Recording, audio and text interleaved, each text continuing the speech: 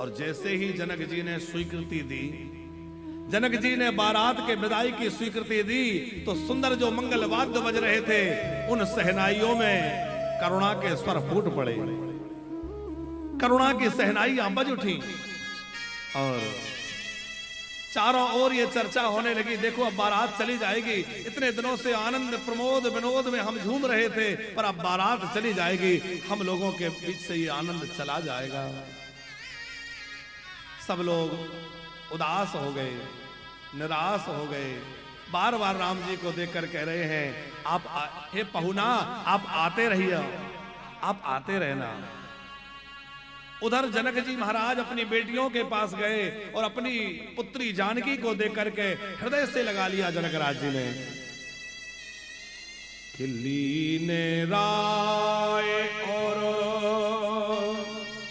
लाई जानकी और मिट्टी महा मर जा,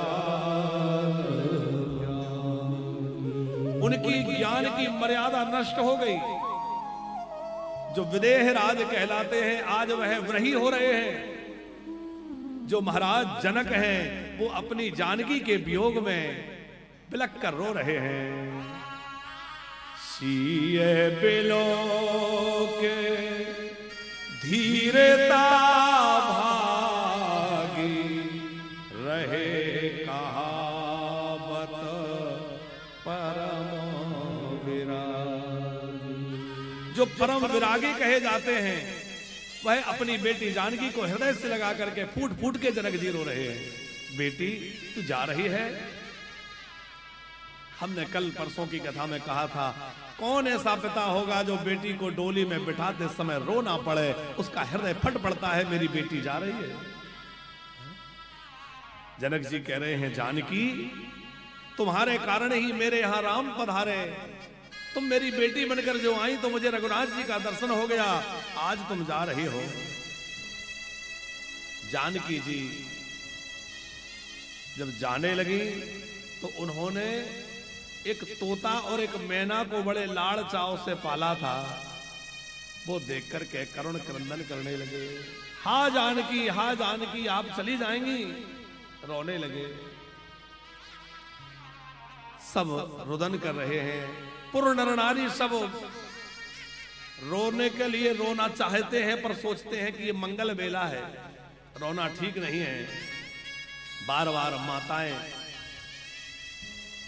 चारों बेटियों को समझाती हैं, बेटियों आप जा रही हो पर अपने कुल की मर्यादा का ध्यान रखना, कभी कोई ऐसा अनुचित कार्य ना हो जाए जिससे तुम्हारे पिता महाराज जनक का सिर झुक जाए। बेटियों जा तो रही हो पर अपने पिता की मर्यादा का ध्यान रखना, अपने सास ससुर की खूब सेवा करना। महाराज जनक व्याकुल हो रहे हैं। दशरथ जी ने समझाया, महाराज आप क्यों रो रहे हैं, आप परेशान मत होइए, मैं आपकी बेटियों को अपनी बेटियों से बढ़ के रखूंगा, आप परेशान मत होइए।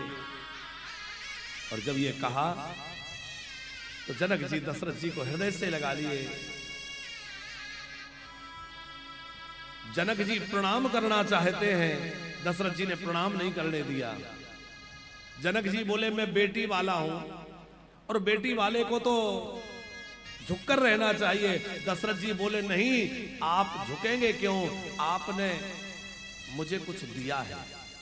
कितनी ऊंची बात दशरथ जी कह रहे हैं। बोले झुकना तो उसे चाहिए जो ले रहा है, और जो देने वाला है उसको क्यों झुकना चाहिए। महाराज मैं तो झोली फैला के आपके यहाँ लेने आया था, आपने अपनी बेटियां मुझे दान कर दी हैं, इससे बड़ा मुझे और क्या चाहिए। आपने अपनी बेटियां मुझे दी हैं।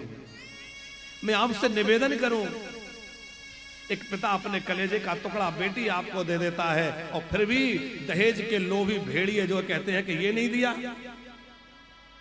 कौन पिता ऐसा है जो अपनी बेटी के विवाह में अपने सामर्थ्य से बढ़ के नहीं करना चाहता। यदि उसका सामर्थ्य 10 रुपए खर्च करने का होगा तो वो 12 और 15 खर्च करेगा, क्योंकि वो चाहेगा कि मेरी बेटी के विवाह में कोई कसर ना रह जाए। हर पिता अपनी बेटी के लिए बढ़ चढ़कर करता है, लेकिन फिर भी विचार करना चाहिए दहेज लोभियों को कि जो अपने कलेजे का टुकड़ा हमें दे रहा है, क्या उससे कुछ और मांग रखना चाहिए? कि दौलत की मांग कितनी बेटियों की जिंदगी को समाप्त कर देती है साहब। कितने पिता डरते हैं कि बेटी जन्म लेगी, उसके लिए इतना कहां से करूंगा। ये दहेज हमारे समाज के लिए बहुत बड़ा अभिशाप है। इस दहेज की भेंट कितनी बेटियां चढ़ गई, कितनी बेटियां तो कोख में इस दहेज के कारण मारी जाती है कि बेटी होगी दहेज कहां से दूंगा। कितनी बेटियां ससुराल में जाने के बाद जीवन भर दुख पाती हैं, तू क्या लेकर आई है, तेरे पिता ने क्या दिया है, आदि आदि बातें सुनती हैं। पर ध्यान रहे भैया, एक पिता ने अपनी बेटी आपको दी है, आपका परिवार सुरक्षित रहेगा, आपके वंश की वृद्धि करने वाली होगी, आपके घर की देखभाल करने वाली होगी। वो आपके घर के लिए लक्ष्मी उसने दी है। लक्ष्मी लाने के बाद भी के लीन राय और